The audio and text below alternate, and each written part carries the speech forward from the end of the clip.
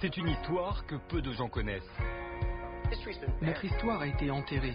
On nous l'a arrachée. Cette histoire, c'est celle de la lutte des lesbiennes, gays, bi et trans pour leurs droits. Des premières émeutes des années 60. La police n'a pas eu d'autre choix que d'appeler des renforts. À la première Gay Pride en 1970. Il fallait être courageux pour défiler. Et on n'était pas nombreux. Des thérapies barbares. On pratiquait des lobotomies ou des électrochocs. À la répression. Tout le monde voulait nous casser la gueule à partir du moment où on était différents. Certains n'y survivaient pas. J'en ai connu un qui s'est suicidé. Raconter l'histoire LGBT, c'est raconter des événements marquants. De la libération sexuelle. Il y avait une libération totale d'oser draguer. Au choc du sida. On ne connaissait pas la cause, il n'y avait pas de traitement. C'était la peine de mort. À l'époque, tous les 2-3 jours, on allait à l'hôpital dire au revoir à quelqu'un. On était furieux contre les gens qui avaient le pouvoir et qui ne faisaient pas ce qu'il fallait. Vous faites que des conneries au ministère. Face à la discrimination. Le responsable de l'hôpital m'a dit que si je voulais continuer à m'occuper des PD, il fallait que je le fasse ailleurs. Ils ont opposé l'amour et le courage. La question pour moi, c'est pas que je décide de faire un coming out. C'est est-ce que j'ai le droit de dire non? De San Francisco à Paris. De New York à Amsterdam. Artistes, femmes et hommes politiques, activistes, nous dévoilent les dessous d'une incroyable histoire. L'histoire d'un combat. Un combat pour l'égalité.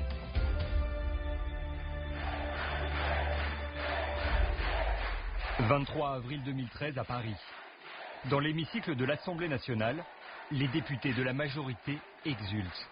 Après 136 heures et 46 minutes de débat, l'Assemblée nationale a adopté le projet de loi ouvrant le mariage aux couples de personnes de même sexe. Mais avant d'en arriver là, lesbiennes, gays, bi et trans ont dû se battre. Un combat de plusieurs décennies fait de victoires et de drames. Un combat dont l'un des événements marquants est survenu 50 ans plus tôt aux États-Unis. Dans les années 60, être homosexuel est considéré comme un crime dans de nombreux pays. Dans chaque ville des États-Unis, les postes de police avaient des unités spéciales dont le but était de traquer, d'arrêter et d'emprisonner les homosexuels. En 1969, on connaissait tous quelqu'un qui avait été frappé par la police ou envoyé en traitement psychiatrique. Pour guérir l'homosexualité, on a commencé à utiliser des choses comme des lobotomies ou des électrochocs. Tout ça pour rendre les homos hétéros.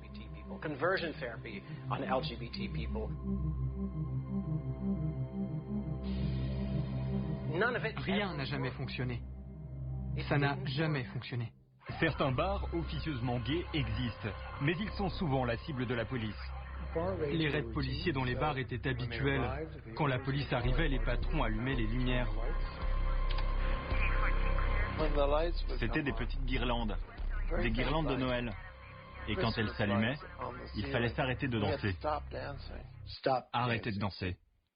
Arrêtez de vous tenir la main. Écartez-vous, il va y avoir un raid. Et les raids pouvaient être très effrayants. C'était pas la Gestapo, mais c'était pas loin. Les homosexuels n'ont pas le droit de danser entre eux, et ça ne s'arrête pas là. Si vous ne portiez pas au moins 3 articles correspondant à votre genre, vous pouviez être arrêté. On a du mal à l'imaginer maintenant, mais en tant que lesbienne, si vous portiez une ceinture de cow-boy ou un jean, vous pouviez être arrêté et passer 24 heures en prison.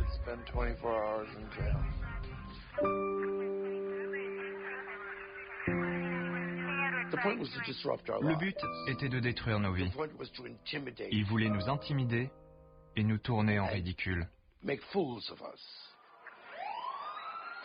Les jeunes lesbiennes, trans et gays ne supportent plus cette oppression. Un événement va bientôt tout faire basculer.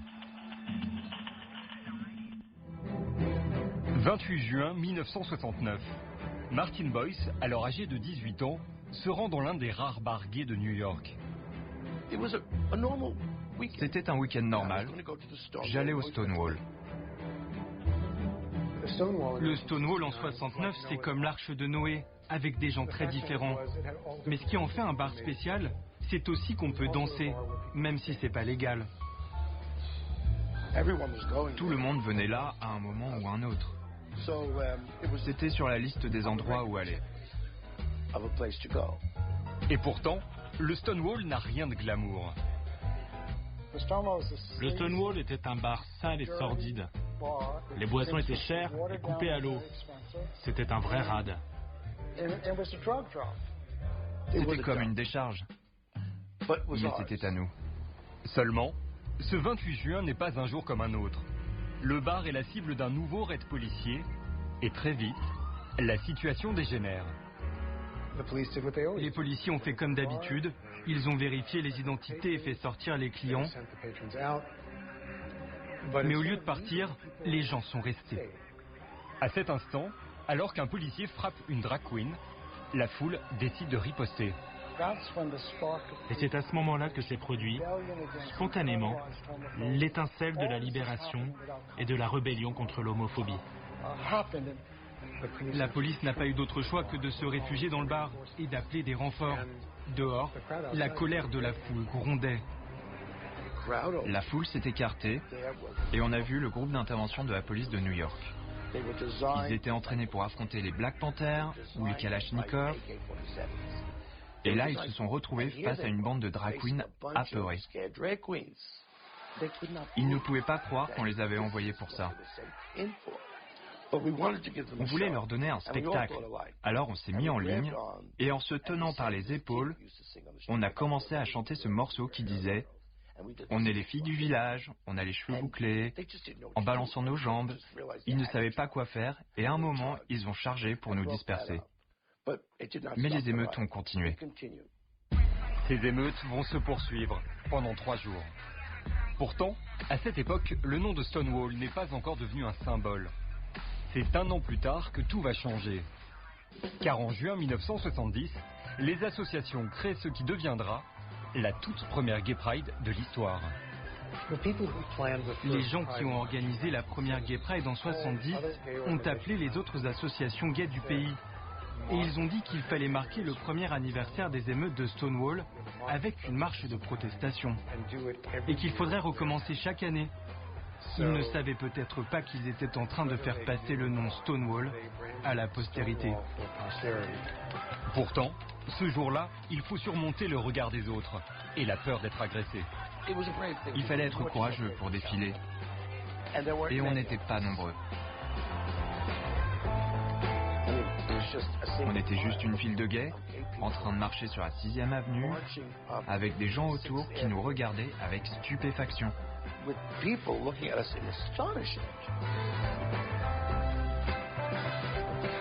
Mais ce qu'il s'est passé, c'est que plus on marchait, et plus le défilé a grossi. Vous pouviez voir les gens hésiter à nous rejoindre. Et tout ça, petit à petit.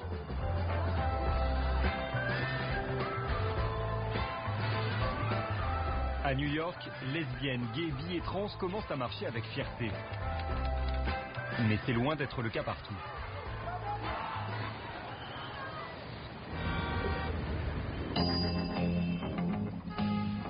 Au même moment à Paris, les choses sont plus difficiles. Depuis la Deuxième Guerre mondiale, les lesbiennes et les gays sont fichés, l'âge de leur majorité sexuelle n'est pas la même que pour les autres, et en cas d'outrage à la pudeur, la peine est aggravée. En 1961, l'amendement Mirguet déclare que l'avortement, l'alcoolisme et l'homosexualité sont des fléaux sociaux à combattre par tous les moyens légaux. Conséquence, il n'existe presque aucun lieu de rencontre. À travers la France, les homosexuels n'ont pas d'autre choix que d'investir les lieux publics, à leur risque et péril. C'est le cas de Gérard Lefort, alors jeune journaliste. L'immense Jacques Chirac avait créé, maire de Paris, une milice des parcs et jardins. C'est-à-dire que quand les parcs fermaient, il est vrai qu'il y avait une certaine invasion, par exemple des Tuileries à Paris. On était très souple à l'époque, donc on passait par-dessus les barrières et tout, et pas que là.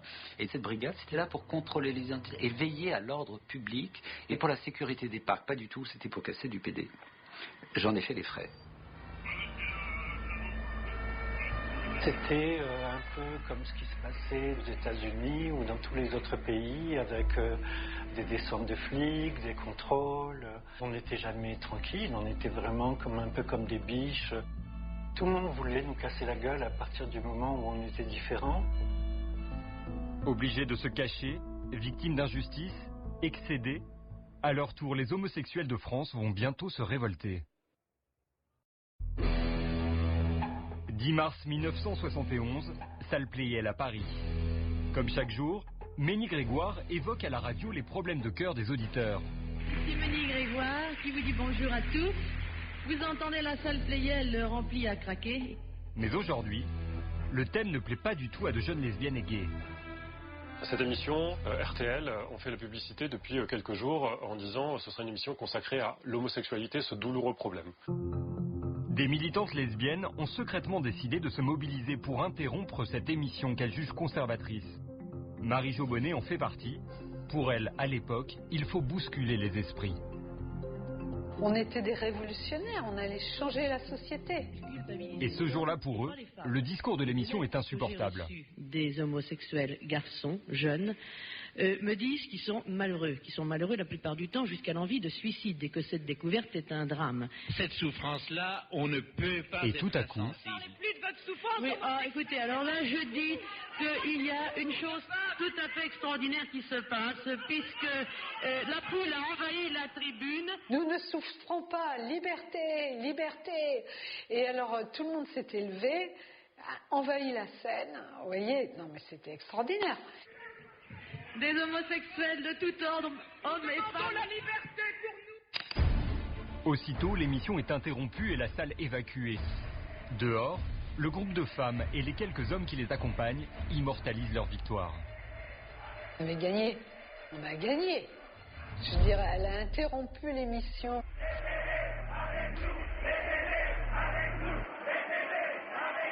L'interruption de l'émission de Ménie Grégoire a vraiment créé une rupture dans le mouvement militant homosexuel français et il a fait entrer un peu le mouvement dans sa modernité. C'est pour ça que moi je considère que c'est en quelque sorte le Stonewall français. On a cassé le discours de ces pauvres homosexuels, on va se pencher sur eux, on va les aider. Oh les pauvres, et puis les garçons qui sont pas assez virils. C'est la première victoire en France des gays et des lesbiennes. Dans les heures qui suivent, ils créeront le Front homosexuel d'action révolutionnaire, le phare. Un mouvement qui s'inscrit dans la lignée de la lutte féministe qui débute alors. Une histoire que connaît bien la journaliste Marie Kirchen. Il y a très clairement des liens entre la lutte féministe et la lutte contre l'homophobie.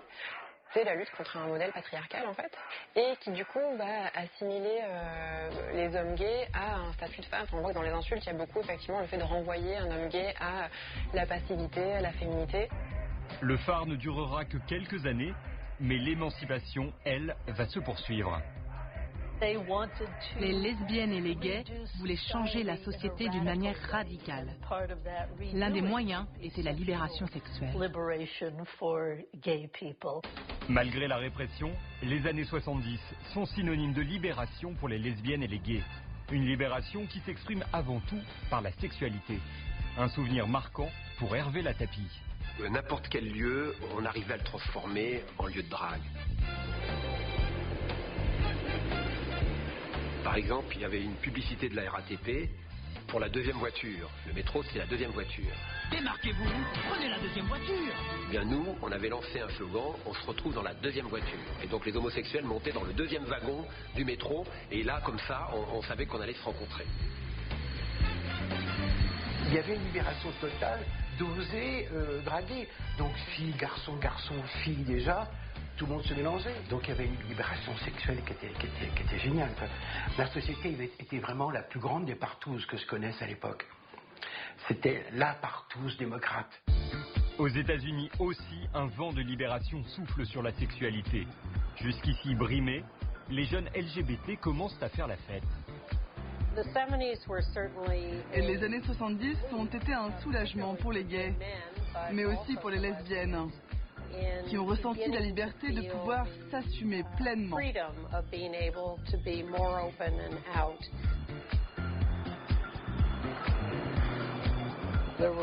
Il y avait des dizaines de grandes discothèques avec des backrooms où on pouvait avoir du sexe. Ça m'arrivait d'avoir jusqu'à 10 à 12 petits coups dans la soirée.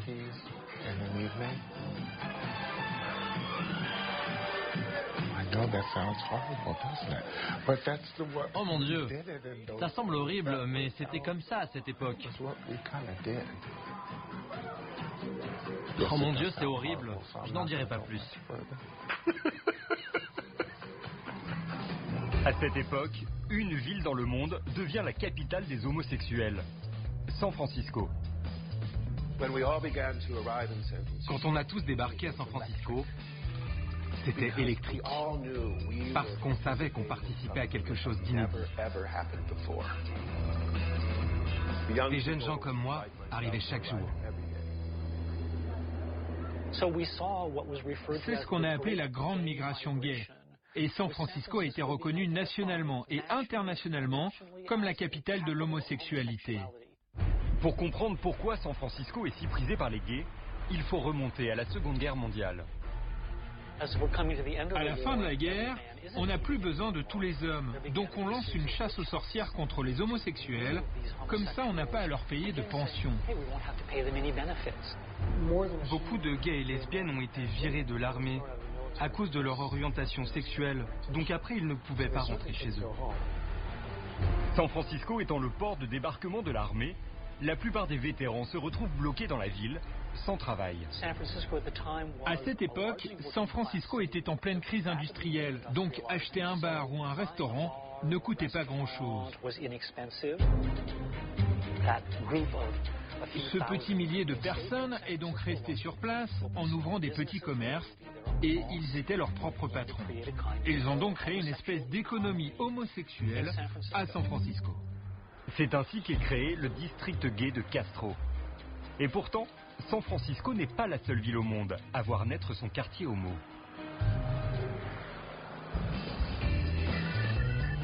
Au même moment, en plein cœur de Paris, un premier bar émerge dans une partie de la ville tombée en désuétude, le Marais.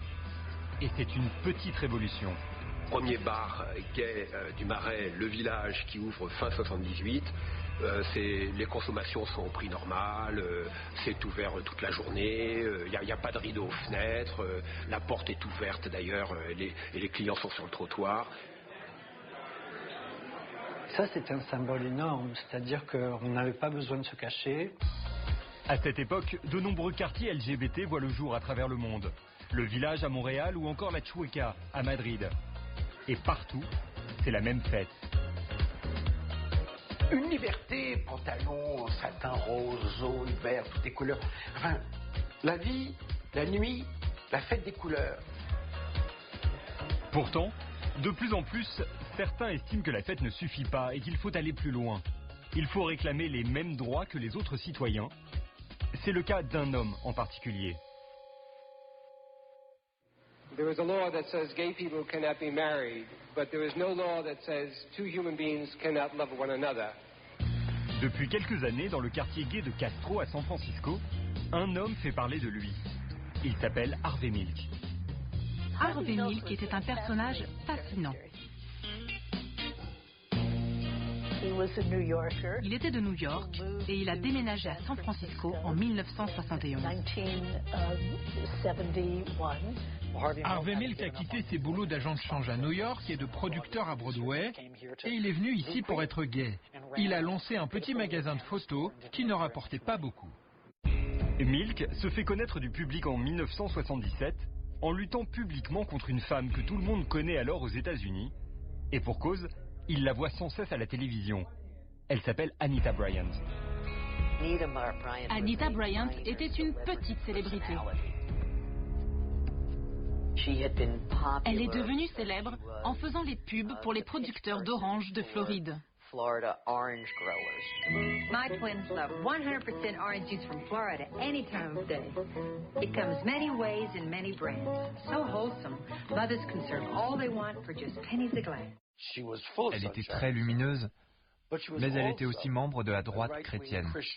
It is their lifestyle. They cannot expect, just because they are into this lifestyle, for people to accept it as being right and wrong. You see, you cannot legislate feelings. Elle a lancé une campagne pour sauver les enfants, en disant qu'on essayait de les corrompre, qu'on ne pouvait pas se reproduire, qu'on était diabolique, qu'on essayait de séduire les enfants. I have to protect my kids. I mean, I'm a mother, and I have that right. And then where do you draw the line as far as morality is concerned? The prostitutes, they have sexual preferences, but they have their rights too then. Or the man who wants to have relations heterosexually with his daughter. Face à ces propos qu'il juge insupportables, Harvey Milk et l'ensemble de la communauté LGBT décident de réagir. Et la réponse a été « Ok, on arrête le jus d'orange, compris la Floride ». Les gays l'ont boycotté. Je ne pensais pas que ça fonctionnerait. J'avais essayé de faire le calcul sur l'impact que ça aurait si les gays arrêtaient d'acheter des oranges. Vous alliez dans un bar et vous n'aviez plus de vodka orange, juste du jus de cranberry. Et ça a eu un impact. Le boycott des oranges a eu un impact. Elle a été virée, parce qu'ils perdaient de l'argent partout dans le pays. Trans, lesbiennes et gays réalisent alors qu'en s'unissant, ils peuvent remporter certaines victoires. Et cela va bientôt se traduire dans les urnes. In most parts of this country, homosexuality is still a liability for those who want to run for political office. But in San Francisco, the scale is being tipped the other direction. 8 novembre 1977. Après 4 échecs, Harvey Milk devient le premier conseiller municipal ouvertement gay de San Francisco. À cette époque, Cliff Jones travaille à ses côtés depuis plusieurs années déjà.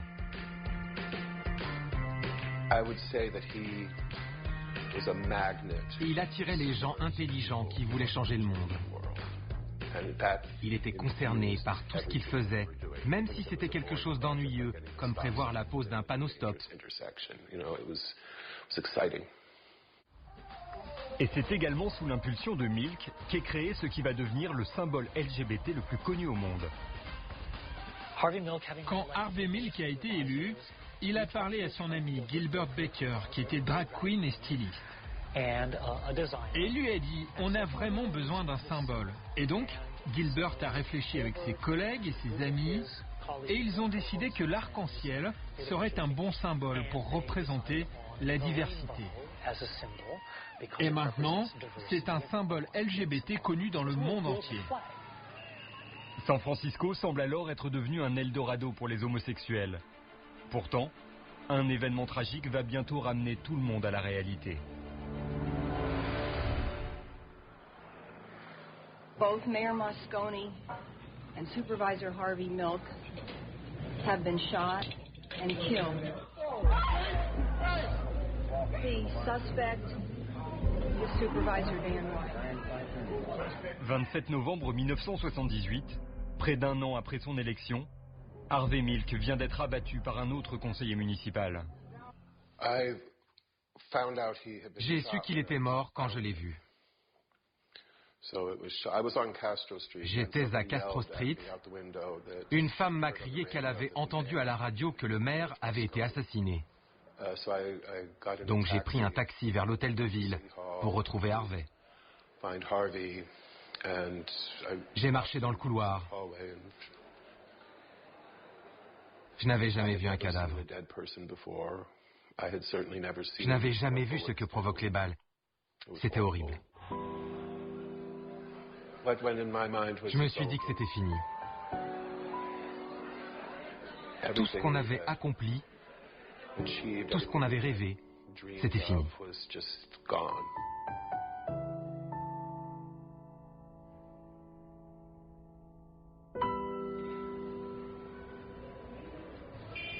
Et tandis que le soleil se couchait, les gens ont commencé à se rassembler sur Castro Street. Des centaines, des milliers, puis des dizaines de milliers.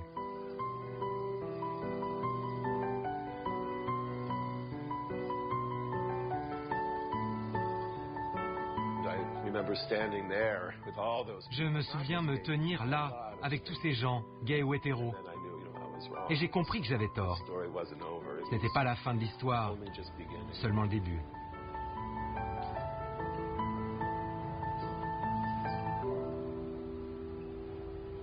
Six mois plus tard, à l'issue de son procès, Dan White n'est condamné qu'à 7 ans de prison. Dans les rues de San Francisco, c'est une nuit d'émeute qui accompagne l'annonce du verdict. Il n'y avait que des hommes blancs hétérosexuels dans le jury, ce qui est une réussite pour l'époque. Une émeute a éclaté. On s'en est pris à l'hôtel de ville et on a brûlé toutes les voitures de police contre eux.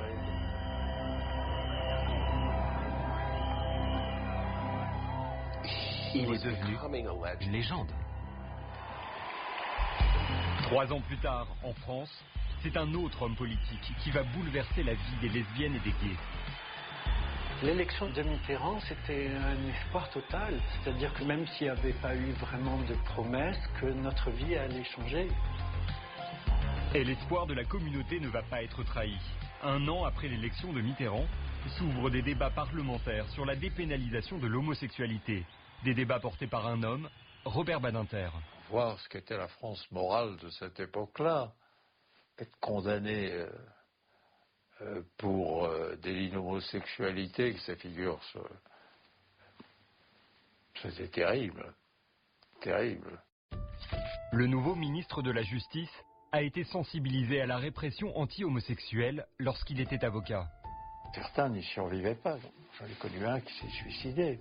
De désespoir à l'idée de ce que l'on pourrait penser de lui jusqu'au sein de sa famille. Mais c'est vrai que ça peut faire drôle de dire à quel point la norme, le discours global, est un discours tout à fait, mais naturellement homophobe. La parole est à Monsieur le garde des Sceaux, ministre de la Justice. Cette discrimination et cette répression-là sont incompatibles avec nos principes, ceux d'un grand pays de liberté.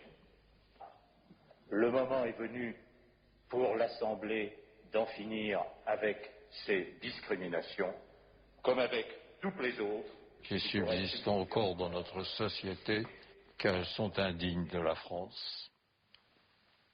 Il n'y a pas un mot que je changerais, en effet. Pas un. Après 7 mois de débats houleux, la loi est adoptée le 27 juillet 82. Une avancée législative qu'on retrouve à la même période dans la plupart des pays occidentaux, et notamment aux États-Unis. Mais pour les gays, la fête va bientôt tourner court. Le monde était brillant et glorieux. On était à notre apogée.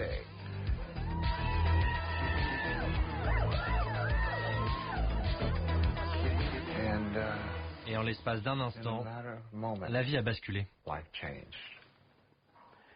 C'est toujours pareil. J'ai l'impression que dans ce monde, dès qu'il y a une progression de joie, de liberté, d'allégresse, en tout point de vue, on sent qu'il va se passer quelque chose derrière. Le sarcome de Kaposi. Tel est le terme savant d'une forme de cancer qui s'était déjà manifestée en Afrique et qui frappe maintenant en Occident. Une particularité, elle n'atteint que les homosexuels mâles, surtout ceux qui utilisent des excitants chimiques.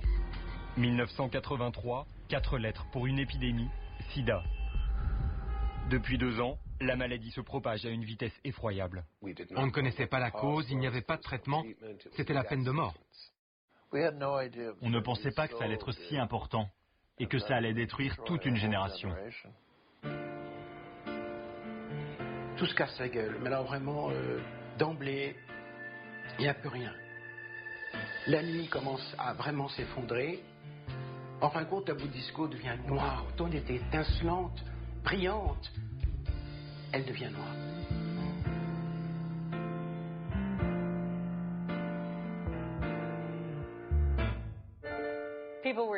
Et les gens étaient terrifiés. Et le fait qu'on leur dise que c'était parce qu'ils étaient gays était encore plus terrifiant. Shame on you, honte à vous, aussi bien aux États-Unis qu'en France, c'est bien fait une fois pour votre gueule. Vous tombez malade parce que vous le méritez. C'est ce que nous disaient les religieux pratiquants. Laissons le sida les tuer, qu'on n'ait pas à le faire.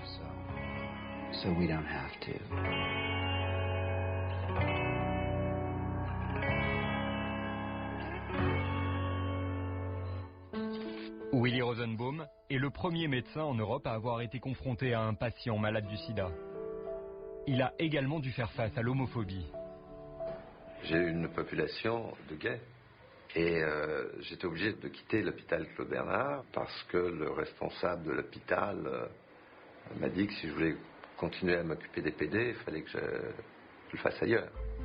Sans vaccin et sans traitement, le monde redécouvre alors un curieux objet. Quand monte cette information médicale qu'il faut mettre des préservatifs, des quoi? Moi, je sais que c'est ma première réaction. Je dis quoi? Je dis quand même, tu parles pas des capotes, qui est un truc de ma grand-mère et de mon grand-père. Si, mais c'est en vente libre ce truc-là. Je savais même pas ce que c'était. Puis, mais attends, comment on fait? Enfin, c'était presque à rire. En mai 1983, à l'Institut Pasteur de Paris, une équipe française découvre le VIH, le virus à l'origine du sida. Apparaît alors le premier test de dépistage. La personne à qui on disait « vous avez un test positif », pour elle, ça voulait dire « je suis mort dans les 2 ans ». Quoi. On a été les premiers à utiliser un traitement qui n'a pas démontré son efficacité, qui était un produit qu'on a appelé l'HPV-23, que des centaines d'Américains sont venus chercher en France. Il y a des patients qui venaient en Concorde faire juste l'aller-retour pour une consultation, qui payaient par mois d'ailleurs à la caisse de l'hôpital 12,50 francs, quoi. Ceux qui apprennent leur séropositivité découvrent la discrimination qu'elle provoque. Est-ce que vous seriez prêt à serrer la main de quelqu'un qui est sida? Vous nous appelez au 851 56 56. Je me souviens que par rapport à un certain nombre de mes amis malades et hélas décédés du sida, il y avait aussi une souffrance morale de se sentir rejetés parfois par leur famille. Hein. Il y en a qui ont été rejetés par leur famille. Vous pouviez perdre votre travail. Si vous aviez des enfants, ils pouvaient vous les retirer. Vous pouviez perdre votre maison. C'était une époque difficile.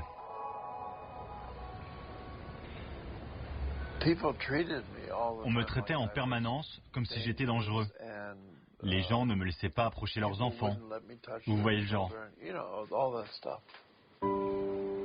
Moins de 10 ans après le début de l'épidémie, la situation est plus grave que jamais. Homosexuels, mais aussi hétéros, doivent faire face à une hécatombe. Fin des années 80, début des années 90, c'est l'horreur, quoi. Il faut appeler les choses par leur nom. C'est l'angoisse, c'est la torpeur. Tout le monde danse sur un volcan et pas que les homos. Donc il y a ça. Les médicaments n'arrivent pas. Les gens sont malades et quand ils sont malades, c'est impressionnant. Enfin, tout le système immunitaire qui disparaît. Moi, je l'ai vu de mes yeux. C'est impressionnant. Enfin, c'est plus qu'impressionnant. C'est terrorisant. Vous étiez à l'épicerie et vous aperceviez quelqu'un que vous connaissiez depuis 10 ans. Mais vous aviez du mal à le reconnaître. Il n'avait que 25 ans, mais il en faisait 90. Et il avait des taches violettes sur tout le visage. À l'époque, tous les 2-3 jours, on allait à l'hôpital dire au revoir à quelqu'un. C'était ça la réalité, c'était pas... Et la personne, elle n'était pas jolie quand on arrivait, hein. C'était des taches comme ça, immenses, qui faisaient tout quand ça attaquait le visage, quand ça attaquait le dos. La mort n'est jamais belle, mais elle peut être parfois accompagnée. Là, non, c'était la cruauté de la mort.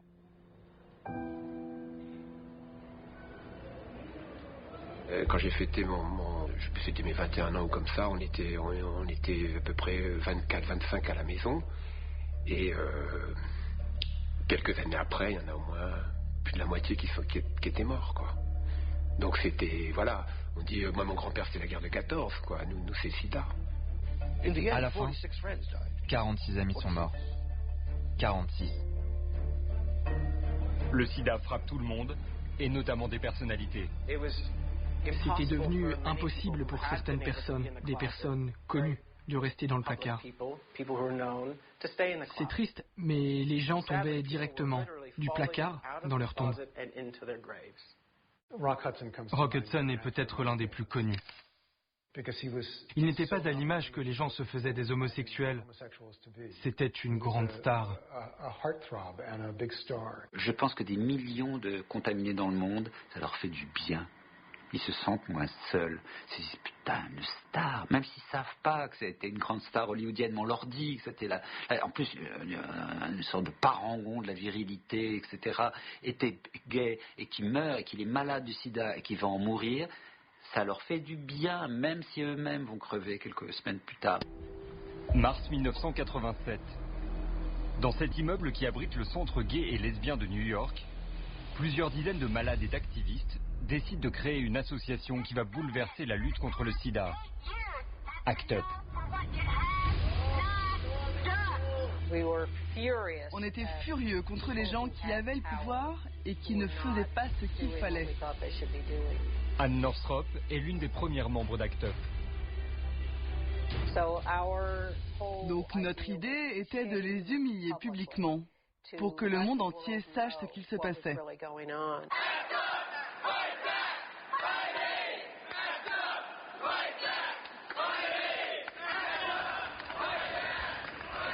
Deux ans plus tard, ACT UP Paris voit le jour. Didier Lestrade est l'un de ses créateurs. La particularité de ce groupe, c'est retourner la peur dans une certaine mesure. La peur qu'on vivait par rapport à la maladie, mais aussi la peur qu'on avait en tant que gentil homosexuel vis-à-vis de l'État, du pouvoir. On se sent très petit par rapport aux laboratoires pharmaceutiques, à la médecine, à la recherche en général.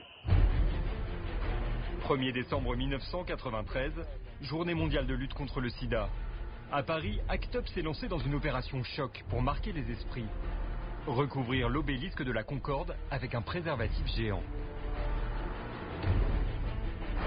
La veille, la toile de 200 mètres carrés a été pliée sur une péniche. Tout a été prévu pour qu'elle se déploie en quelques secondes à peine. Et là, avec un seul bout, qui va faire le tour des œillets, ça, il y a un seul bout à enlever et tout peut tomber. Il faut dire qu'ACT UP n'a aucune autorisation et ses membres savent qu'ils risquent d'être arrêtés par les forces de l'ordre.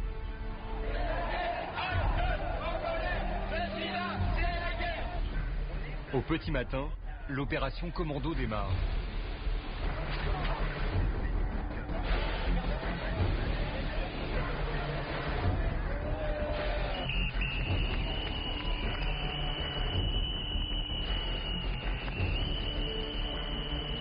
Je crois que la capote sur l'obélisque, bien sûr, c'est l'image la plus importante d'ACT UP qui est connue à travers le monde entier. Une heure seulement après son installation, le préservatif est arraché par les forces de l'ordre. Furieux, Klaus Welle, le président d'ACT UP Paris de l'époque, appelle le ministère de la Santé. Vous êtes plus prompt à arracher une capote sur l'obélisque qu'à installer des distributeurs de préservatifs dans les lycées ou des distributeurs de seringues dans les villes. Vous avez plus urgent à faire que vous intéresser des malades du sida, c'est ça? Mais non, j'arrête pas. C'est la journée mondiale de lutte contre le sida et une fois de plus, la France s'illustre dans des conneries. Vous faites que des conneries au ministère. On ne faisait vraiment pas ça pour plaire et on le disait franchement. On s'en moque, que vous nous aimiez ou pas. On est une armée en mouvement pour faire bouger les choses.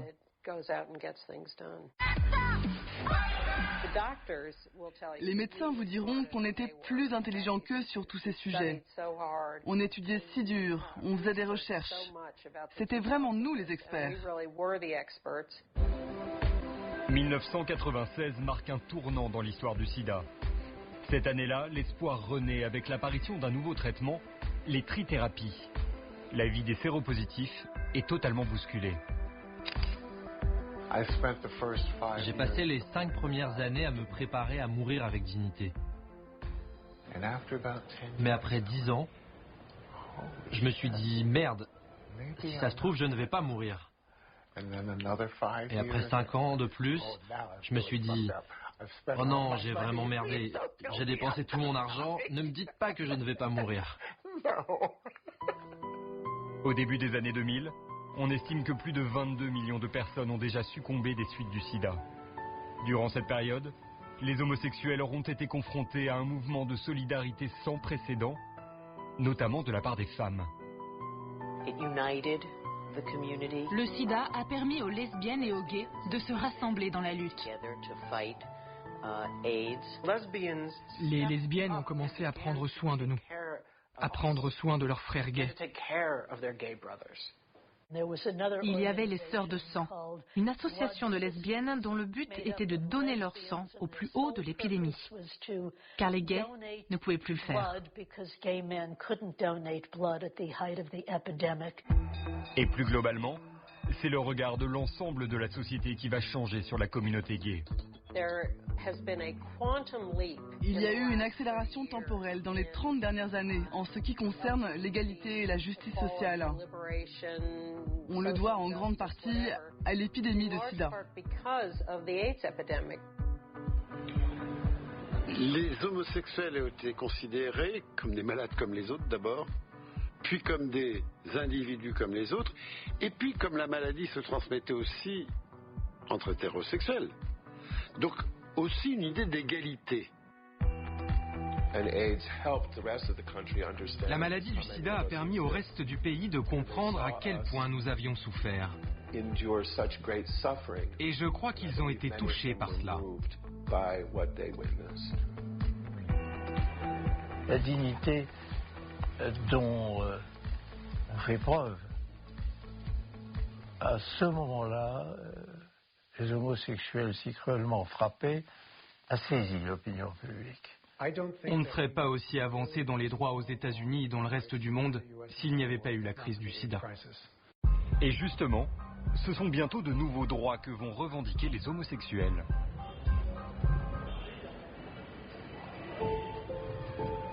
À la fin des années 90, c'est un nouveau combat qui va débuter pour la communauté LGBT, car le drame du sida a mis en lumière d'incroyables injustices. J'étais avocat à Amsterdam à cette époque et j'avais beaucoup de clients gays. J'ai vu des choses absolument horribles. Des gens qui perdaient leur partenaire, qui étaient mis à la porte et qui n'étaient même pas autorisés par les parents du défunt à prendre ne serait-ce qu'une photo de lui. Ça n'était pas inhabituel. Des années de dévouement à s'occuper de son amant malade.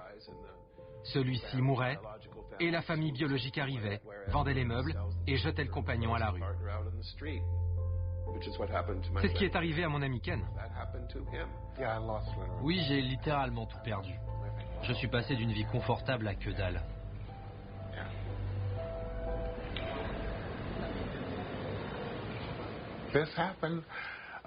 Ça s'est produit quand j'étais dans le coma, donc je ne me souviens pas très bien. Sauf qu'il y avait des agents de sécurité qui m'empêchaient d'entrer chez moi. Je me suis dit, oh mon Dieu! En 1989, le Danemark avait créé la première union civile homosexuelle au monde. D'autres pays vont suivre. En France, ce sera le PACS, le Pacte civil de solidarité, un projet de loi qui, dès 1998, va déchaîner les passions. Le PACS, c'est le premier acte d'égalité entre homos et non-homos, hétéros. Démonstration de force donc réussie pour les opposants au PACS. Ils étaient plusieurs dizaines de milliers à défiler au cœur de la capitale cet après-midi pour dire non, une nouvelle fois, au pacte civil de solidarité.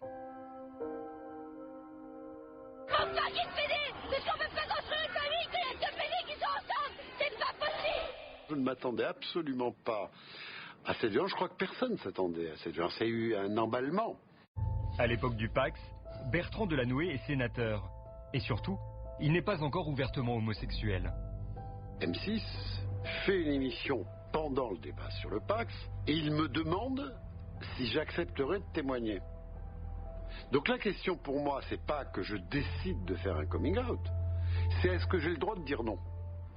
Ça me dérange, parce que ma vie va bien, je cache rien, je suis tranquille, je m'apprête à être candidat à la mairie de Paris. Pourquoi aller m'exposer ? Sauf qu'il y a une telle violence homophobe que me dérober à mes propres yeux serait une lâcheté. Et donc, je vais le faire. Et je vais le faire notamment pour ceux qui ne sont pas dans la lumière, qui ne sont pas à Paris, qui ne sont pas dans les grandes villes, qui sont isolés. Et pour des jeunes, je savais déjà ce qu'était le suicide chez les jeunes homosexuels. Quand Delanoë fait assez courageusement son coming out, j'ai dit il est cuit. Eh ben non, c'est le contraire qui s'est passé. Le 18 mars 2001, Bertrand Delanoë est élu maire de Paris. Pour lui, une seule chose compte concernant son homosexualité, l'indifférence.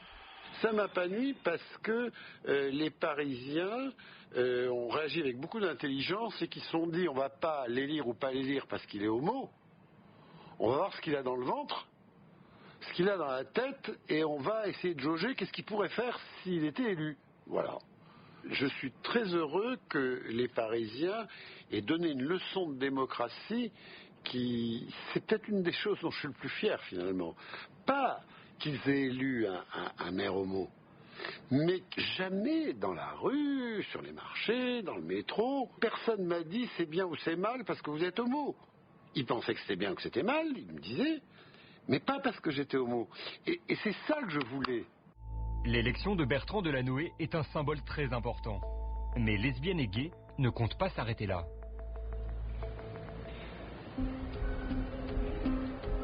Amsterdam en l'an 2000.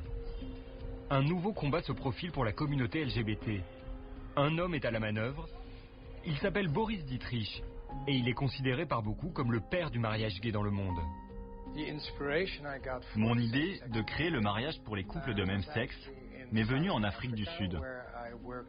Je travaillais en tant qu'avocat pour défendre Nelson Mandela, qui était encore en prison. À cette époque, au milieu des années 80, j'ai rencontré un prof de droit à Johannesburg. Et nous avions une conversation et il m'a dit « C'est étrange que deux hommes ou deux femmes ne puissent pas se marier. » Au début, j'ai pensé que c'était une idée ridicule. Et puis j'ai fini par me dire qu'il avait raison.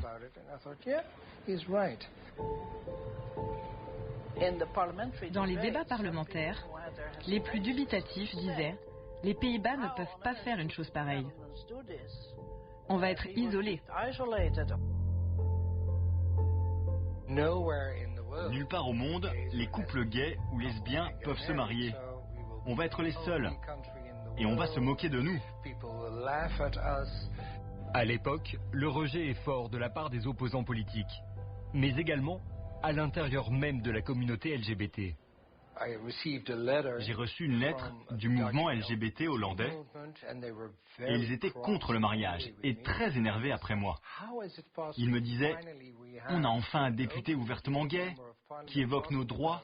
Mais la première chose qu'il propose, c'est le mariage. On est tellement contre. » La loi est finalement votée et les premiers mariages gays et lesbiens de l'histoire seront célébrés le 1er avril 2001. Le maire d'Amsterdam, qui a célébré les mariages, a commencé son discours le 31 mars. Et l'idée était qu'à minuit pile, le 1er avril, les couples puissent se dire oui. En nu ben ik wel zover dat ik over zou willen gaan tot de formele plechtigheid. Maar ik denk dat we daar nog even mee moeten wachten. Mais le maire était très nerveux. Il a commencé à parler très vite et il a fini 2 minutes avant le 1er avril. Tout le monde attendait et puis quelqu'un a commencé à applaudir. Et tout le monde l'a imité et c'était très beau. Parce que tout le monde a applaudi jusqu'au 1er avril. Puis, les couples ont dit oui. C'était très émouvant.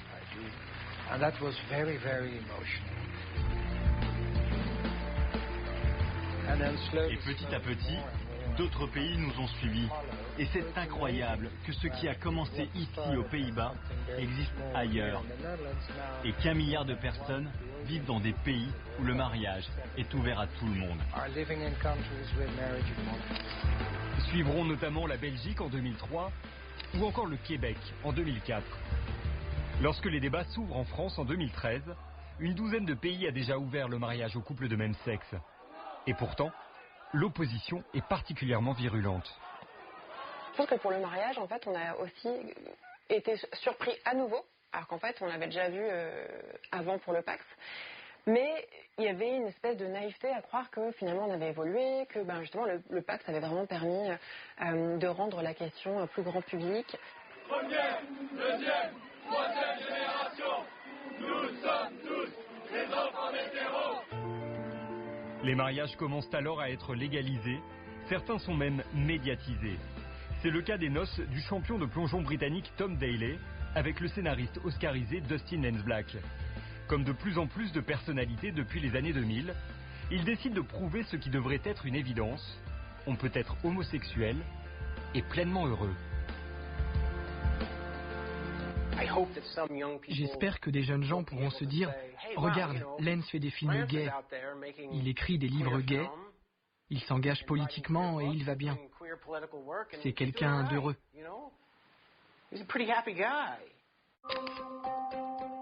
On a besoin de ça, on a besoin de se reconnaître, on peut se projeter, on peut avoir des références, c'est vraiment très important. Les personnes LGBT pour la plupart ne naissent pas dans des familles qui leur ressemblent. Vous naissez entre guillemets en territoire ennemi. Contrairement aux autres minorités, nos parents ne savent pas au plus profond d'eux-mêmes ce que c'est que de vivre en étant une minorité sexuelle dans ce monde. Souvent, en plus, on apprend l'insulte. On apprend que PD c'est une insulte, que gay c'est une insulte, que travelo c'est une insulte, avant de réaliser qu'on l'est soi-même. Alors que les droits semblent évoluer, à l'intérieur de la communauté, des voix se font entendre, car on découvre que des minorités ont été oubliées dans la minorité. C'est très bête, mais moi je sais que quand j'étais jeune, pour moi l'homosexualité c'était un truc de garçon en fait. Parce que j'ai tout bêtement jamais vu de femme embrasser une femme dans un film, j'en ai pas vu vraiment dans la rue, j'en ai pas vu parmi les célébrités. Ça peut être très traumatisant d'exister dans un monde où l'on ne voit rien qui vous ressemble, dans aucun média. Ça vous donne l'impression que vous et les personnes comme vous n'existent pas. Quand j'étais adolescent, j'étais fasciné par le simple fait que je pouvais chercher encore et encore sans jamais trouver ne serait-ce que deux garçons qui s'embrassent. Des personnes de couleur qui aujourd'hui encore ne sont pas les seules à être ignorées dans la communauté. Il y a encore beaucoup de sujets de discrimination.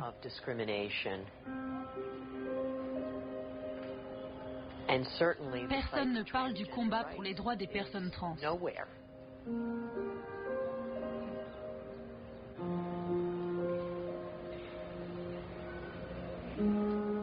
Tina Valentin se qualifie comme non-binaire, ni femme ni homme. Et même en vivant à San Francisco, elle a peur parfois.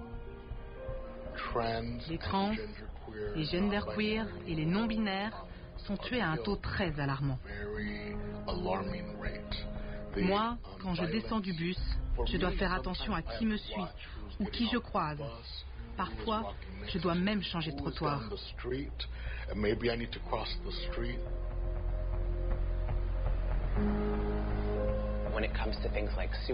En ce qui concerne le taux de suicide, le chômage ou même l'accès à un logement, quand on voit le pourcentage de personnes trans qui sont sans domicile, nous sommes le groupe le plus touché.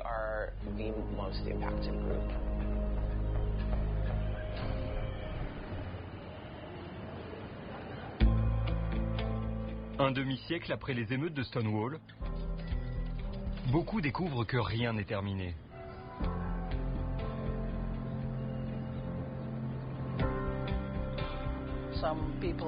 Certaines personnes, même dans le mouvement LGBT, pensent 100% de nos demandes ont été accordées. Le mariage est reconnu. Alléluia. Dieu soit loué. C'est le paradis. Mais évidemment, ce n'est pas vrai.